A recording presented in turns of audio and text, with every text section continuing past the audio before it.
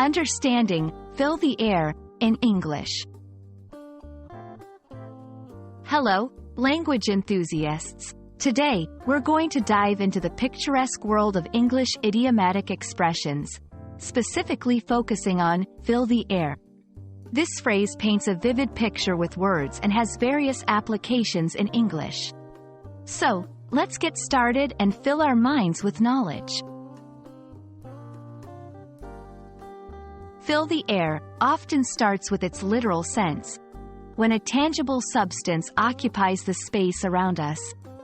Imagine a kitchen where the scent of fresh baking fills the air, or a concert where music does the same. This tangible presence is the first step to understanding the phrase. Moving beyond the literal, fill the air can also be metaphorical. It represents a situation where a particular feeling or quality is so intense and palpable that it feels like it's taking up the space around you.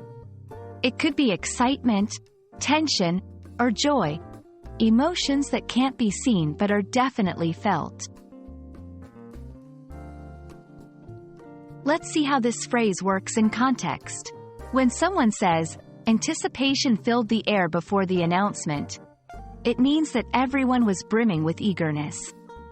Or, "Laughter filled the air at the reunion," shows a joyous scene.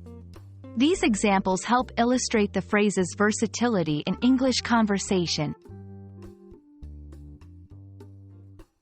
When using fill the air, think about whether it's a physical sensation or an emotional atmosphere you're describing. The phrase can enrich your language, making your descriptions more evocative and engaging. Remember, it's all about adding color to your communication. And that's a wrap on fill the air. Whether it's the literal scent of flowers or the metaphorical tension in a room, this expression helps you convey the essence of a scene with flair. I hope this video has cleared the air on using this phrase effectively. Happy learning, and see you next time.